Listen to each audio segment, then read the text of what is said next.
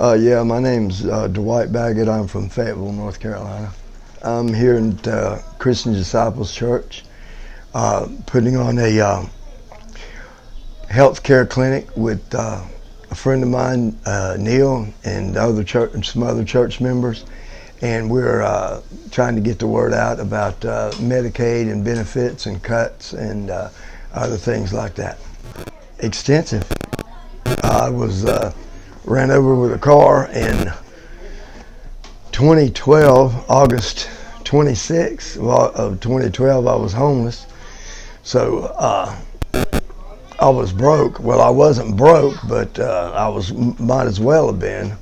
But the leg surgeries were in excess of $140,000 for both legs. And I found out that I had a tumor on my kidney, a malignant tumor on my right side of my kidney. Not on my right kidney, because I just have one horseshoe kidney, but it was a mass on that side, so they took half of that side out. And at that time, I didn't have any Medicaid in any type of insurance whatsoever. I was indigent to the max. As far as being below the poverty level goes, I was definitely there. Sure, everybody should have. Everybody's, I just don't see why health care should be an excluded, item on the agenda. My name is Previn, and I'm from Grovetown, Georgia, and I'm 16 years old. So far, I feel like the only reason I've been positive because my dad's in the military. Well, he's retired, and he had a back problem from a grenade in battle. And I think most of it was free, but he had to pay for some things, and I feel like that was a little messed up. Like, he's a veteran, and I feel as if like veterans should be able to get like free health care and free Medicare, and it should be like more of an option, like rather than them having to come out their own, like have it come out their own pocket. E.J. Johnson, Dayton, Ohio.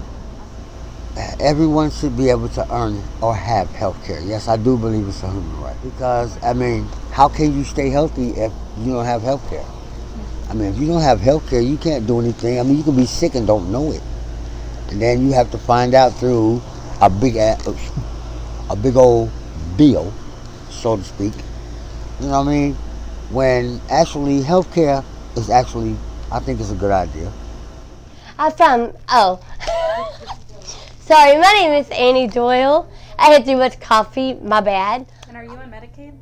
Yes, I am. Currently not. They cut me off. I can't get my medicine. I can't get nothing that I really need. I have asthma very badly, and my inhaler is $48 to $50 without Medicaid, and that's tough. Every prices go up, and it's without Medicaid, I'm not going to make it. Hey, I'm Daryl Spires from Augusta, Georgia.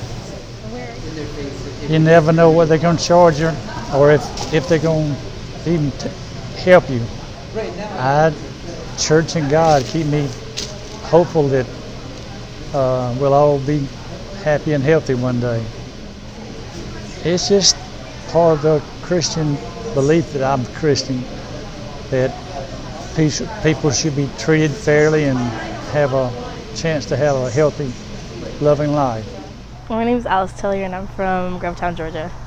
Because they always overprice medicine that people need for no reason. Actually, they could just give it to us. Well, they don't have to give it to us. They kind of need to profit off it, but it shouldn't be that expensive. What else?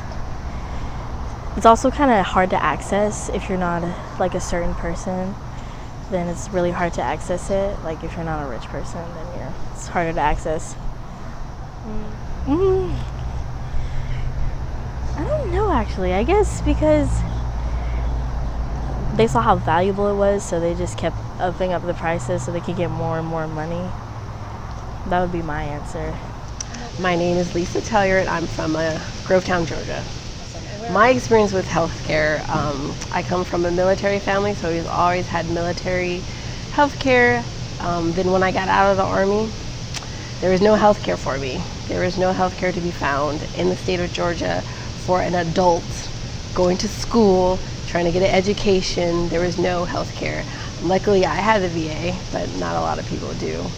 My kids had Medicaid because they were eligible, but not us. So if it wasn't for the VA, I would not have health care.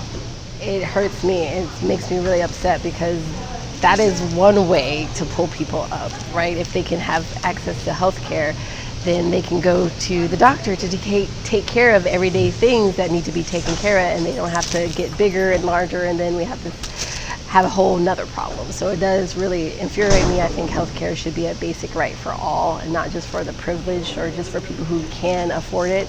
It should be that basic right. My name is Jasmine Richmond. I'm originally from Raleigh, North Carolina. Lived in Greensboro for a while, and then I moved down here with my boyfriend.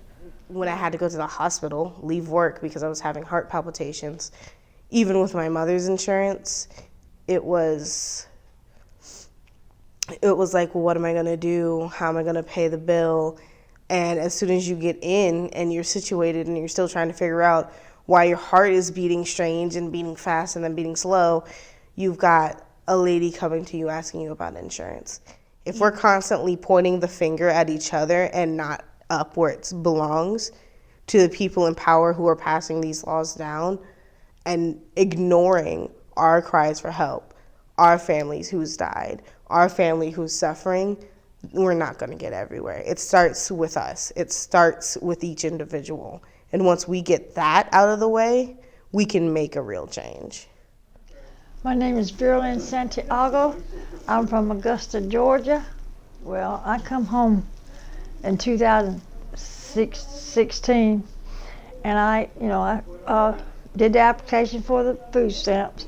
I did the application for the Medicaid when they said I was approved for food stamps, but I wasn't eligible for Medicaid.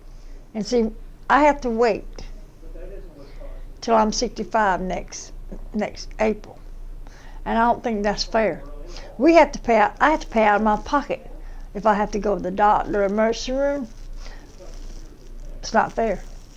I hope one day I'll get my Medicaid, and I hope it ain't before I die. My name's Don Wayman, and I'm from western Kansas, but I live in Augusta, Georgia. The Bible's pretty clear that a righteous person will favor the poor and the disadvantaged, and it certainly isn't right that the rich are getting richer and the poor are getting exploited.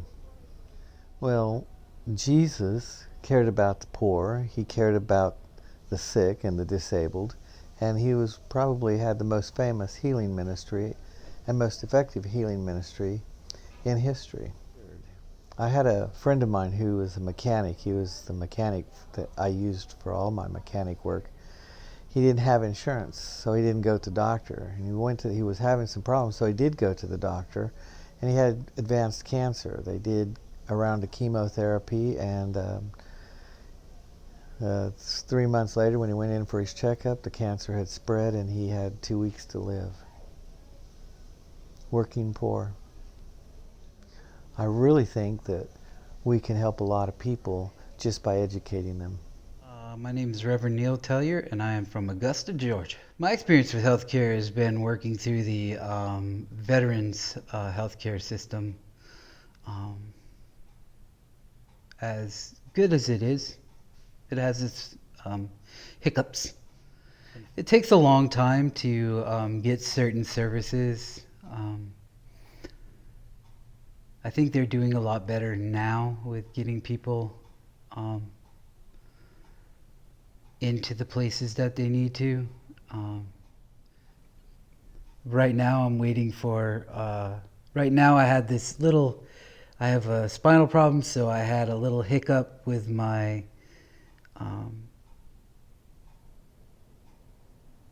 epidural wearing out at the same time as my spinal cord stimulator went out, which took my usual pain level of a 5.5, 6.5, up to about an 8.5, 9. I was able to get in for an epidural, but it'll be at least a month before I'm in to see the neurosurgeon for the spinal cord stimulator, and another month after that to get on his surgical rotation. So it could be another 3 months before I get that thing put in. When if I had good health insurance, I would be already in the system and done. It's going to take us banding together as brothers and sisters, and theys and thems in the fights, and coming together, and he's, him, she's, hers, and just linking arm in arm all across this country. I think that the fact that we are even at a place where we're having events, not just one event, this is our second People's Clinic. And are they as giantly successful as I would love them to be? No. But am I seeing this success? Am I seeing people start to catch a little bit of what we're saying in their ears as I start to craft a better conversation with them? Yes.